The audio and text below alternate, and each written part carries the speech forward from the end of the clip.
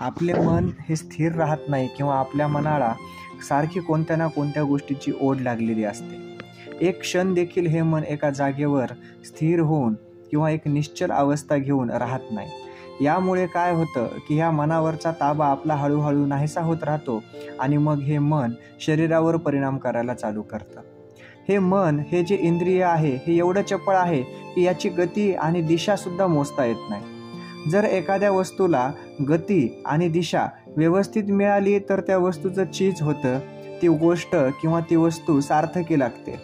परंतु फक्त एक निव्वळपणे गतीच आहे आणि दिशा चुकीची आहे ते सुद्धा साध्य होत नसतं, किंवा दिशा बरोबर आहे परंतु गती देखील नाही आहे, ही देखील गोष्ट साजेशी किंवा योग्य होत नाही. तर आयुष्यामध्ये कोणत्या गोष्टी जर सरळ मार्गाने आणि चांगल्या रीतीने व्हायच्या असतील किंवा तशा झाल्या पाहिजेत तर मात्र दिशा आणि गती ह्या दोन्हीसुद्धा एकाच रेषेत आणि व्यवस्थित झाल्या पाहिजेत. जर अशा ह्या एकाच रेषेत आणि व्यवस्थित झाल्या तरच आपल्या जीवनामध्ये ठेवलेलं ध्येय असलेलं कार्य हे निर्विघ्नपणे आणि चांगल्या प्रकारे पार पाडलं जातं. मना एवढी चपळ गोष्ट किंवा अवयव इंद्रिय असा दुसरा कोणताच नाही.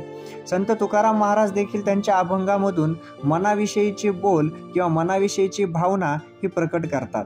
ते स्वतःच्या मनाविषयी म्हणजे एखाद्या व्यक्तीचं मन कसं असेल किंवा ते मन कशा प्रकारे विचलित करतं शरीराला आणि त्याचे काय काय परिणाम होऊ शकतात याबद्दल त्यांच्या अभंगामधून विवेचन करत असतात. ते त्यांच्या अभंगामधून सांगत असतात की हे मनाची अवस्था एवढी वाईट होते आणि मग ही वाईट झालेली अवस्था नीट करण्यासाठी काय करावं लागल. शेवटी ते म्हणतात की पांडुरंगाकडेच धाव घ्यावी लागल. कारण जर पांडुरंगाच्या नामाचं स्मरण करत राहिलोत किंवा पांडुरंगाच्या नामाचं जर ध्यान करत राहिलोत तर मात्र हे मन जागेवर येईल. कारण ध्यान करणं हे एक एवढी मोठी कला आहे. या कलेमुळं आपलं मन आणि शरीर आपल्याला एका बिंदूमध्ये किंवा एकत्र ठेवता येतं. संत तुकाराम महाराज त्यांच्या अभंगामध्ये म्हणतात, मन माझे चपळ न राहे निश्चळ, घडी एकी पळ स्थिर नाही. आता तो उदास नव्हे नारायणा, धावे मज दिना गाजी येले. धाव घाली पुढे इंद्रियांचे ओढी, केले तडातडी चित्त माझे. तुका म्हणे माझा न चले सायास, राहिलो हे आस धरुनी तुझे. एवढ्या छान आणि सुंदर शब्दांमध्ये तुकाराम महाराज त्यांच्या अभंगात सांगतात की मन माझे चपळ न राहे निश्चळ, घडी एकी पळ स्थिर नाही. माझं मन एवढं चपळ झालेलं आहे की ते स्थिर राहत नाही. एका क्षणाला देखील निश्चितपणे असं राहत नाहीये, शांत बसत नाहीये. सारखं सैरावैरा करत इकडं तिकडं पळत आहे आणि हे मन माझ्या ताब्यातून जात आहे. म्हणून ह्या मनाबद्दल दुःख वाटत आहे. जर हे मन असं ताब्यातून जात राहिलं तर माझ्या शरीरावर कशा प्रकारे, माझ्या मनावर कशा प्रकारे नियंत्रण राहील आणि मग मी न करणाऱ्या गोष्टी करत जाईल. आणि आपल्यासुद्धा आयुष्यामध्ये अशाच गोष्टी घडतात की आपण करत राहतो एखादी गोष्ट परंतु ती गोष्ट व्यवस्थित होत नाही, कारण मन स्थिर त्या जागी होत नाही आणि हे एकाग्रता लागत नाही. कारण मनाला अनेक गोष्टींनी ग्रासलं जातं. ही मनाची मळप दूर करण्यासाठी कोणीतरी आपलं जवळ असावं लागतं, नाहीतर आपला तरी आपल्या मनावर कंट्रोल असावा लागतो, एक प्रकारे अंकुश असावा लागतो. जर हा अंकुश ठेवायचा असेल तर परमेश्वर चरणी लीन होणं किंवा अध्यात्मासारखी दुसरी गोष्ट असू शकत नाही. अध्यात्मामध्ये आपल्याला काही गोष्टींचा विसर पडून वाईट गोष्टींचा विशेषतः आपण जर चांगल्या गोष्टी अंगीकारल्या तर मात्र आपल्याला ह्या सर्व गोष्टींचं आणि मनाला ताब्यात ठेवण्याचं कंट्रोल किंवा नियंत्रण कसं मिळवायचं याचं ज्ञान मिळेल. ते पुढे संत तुकाराम महाराज असं सांगतात, आता तो उदास नव्हे नारायणा, धावे मज दिना गाजी येले. आता नारायणा तो उदास, मला एवढा उदास झालोय मी, तू मात्र माझ्यावर नाराज होऊ नकोस. माझ्यासारख्या दीन माणसावर, गरीब माणसावर जो ह्या मनामुळं, ह्या इंद्रियांच्या न राहिलेल्या ताब्यामुळं गांजून गेलेला आहे, ह्याच्याकडे तू बघ. नारायणा तुझ्याशिवाय आता दुसरं कोणीच नाही असे ते भगवंताला म्हणतात. आणि पुढे म्हणतात, धाव घाली पुढे इंद्रियांची उडी, गेले तडातडी चित्त माझे. ह्या इंद्रियांच्या पुढे जाऊन माझ्या इंद्रियांच्या ओढीकडं मी विषयाकडे एका झुकलेलो आहे.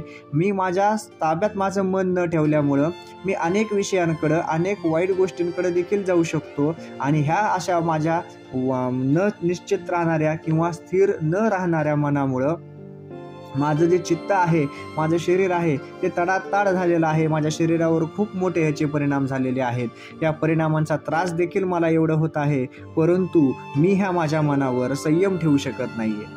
मी खूप प्रयत्न करतो या मनावर संयम ठेवण्याचा, परंतु वेळोवेळी क्षणोक्षणी अशा काही गोष्टी घडत जातात. आता अशा काही घटना घडत जातात की ह्या घटना, या गोष्टी मला परत त्या मनाकडे घेऊन जातात आणि हे मन इंद्रियांकडे आसक्त होत जातं. ह्या मन विषयांकडे आसक्त होत जातं आणि तिकडच्याच नको असलेल्या गोष्टी किंवा ज्या गोष्टी योग्य नाहीत किंवा ज्या गोष्टी न करायला पाहिजेत अशा गोष्टींकडेच हे मन मला घेऊन जातं. आणि मग एखाद्या विशिष्ट सवयीचा मी गुलाम होऊन जातो, एखाद्या विशिष्ट विषयाचा मी गुलाम होऊन जातो आणि याच्यामध्ये माझ्या शरीरावर देखील परिणाम जाणवू लागतात. एवढ्या सुंदर आणि खऱ्या अशा भावनेमधून संत तुकाराम महाराजांनी मनाचं वर्णन केलेलं आहे. एका इंद्रियाने कसं शरीरावर परिणाम होतो हे त्यांनी सांगून दिलेलं आहे. ते पुढे म्हणतात की तुका म्हणे माझा न चले सायास, राहिलो हे आस धरुनी तुझे. आता देवा, माझ्यावरच काही संयम राहिलेला नाहीये. माझा सायास आता काहीच चालत नाहीये. मी काय करावं, कसं करावं हे मला समजत नाहीये. कारण एवढं मन आसक्तीकडे गेलेलं आहे, एवढं मन माझ्या नियंत्रणाच्या बाहेर गेलेलं आहे. आता ह्या मनाला कसं मी कंट्रोल करू, या मनाला कसं थाऱ्यावर आणू, याबद्दल आता मला काहीच सुचत नाही. यामुळे ते देवाकडे प्रार्थना करतात, पांडुरंगाकडे, नारायणाकडे प्रार्थना करतात आणि नारायणाकडून ते अपेक्षा ठेवतात किंवा नारायणाला ते काही गोष्टी सांगू इच्छितात आणि ते म्हणतात की नारायण, आता तूच आता मला तुझीच आस धरायला लाव. तुझंच नामस्मरण माझ्याकडून घडू दे.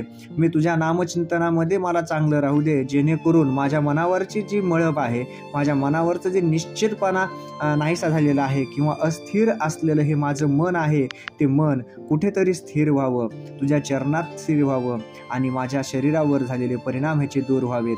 माझ्या मनानं चांगलं कार्य करावं, जेणेकरून ज्या मनामुळं माझा झालेला त्रास आहे, जो मनामुळे माझ्या शरीरावर परिणाम झालेला आहे, तो दूर करता येईल. एवढं हे मन माझं ताब्यात राहण्यासाठी आता पांडुरंगा मला तुझीच आस आहे, तुझी आस धरूनच मी इथं राहत आहे. आणि आपलं देखील जीवनामध्ये तसंच होतं. ज्यावेळेस आपल्याला कोणत्या गोष्टीचं उत्तर असं अनेक लोकांकडून भेटत नाही, अनेक उपायातून सापडत नाही, त्यावेळेस मात्र आपल्याला आस ही परमेश्वराची लागलेली असते, पांडुरंगाची लागलेली असते. आणि जर खरंच पांडुरंगाची आस मनात ठेवली, नारायणाची आस मनामध्ये जर ठेवली, तर तो देव, तो ईश्वर तुमच्या मदतीला निश्चितपणे धावून येईल.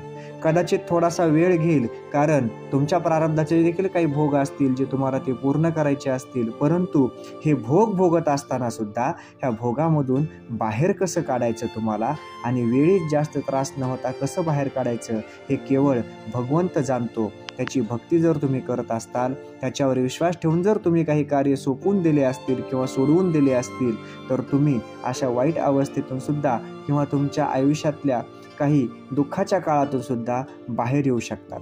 बाहेर येण्यासाठी तुमची धडपड जर प्रामाणिक असेल, कमीत कमी तुमच्या मनामध्ये तशी इच्छा जरी असेल की ह्या अशा वातावरणामधून मला बाहेर यायचं आहे किंवा माझ्याकडून घडते हे चुकीचं होतं, ह्याची जाणीव असणं देखील फार मोठं लक्षण आहे. आणि हे लक्षण जर तुम्हाला जाणवत असेल, तर तुम्हाला पांडुरंगाची जर आस धरली आणि लक्षण जाणवून जर तुम्ही त्यावर उपाय शोधला, तर खरंच निश्चितपणे तो देव, ईश्वर, पांडुरंग, नारायण तुमच्या मदतीला नेहमी पुढे असेल आणि त्याची आस तुम्ही धरून राहा. तुमचं मन, तुमचे इंद्रिय देखील तुमच्या नियंत्रणामध्ये असतील. जय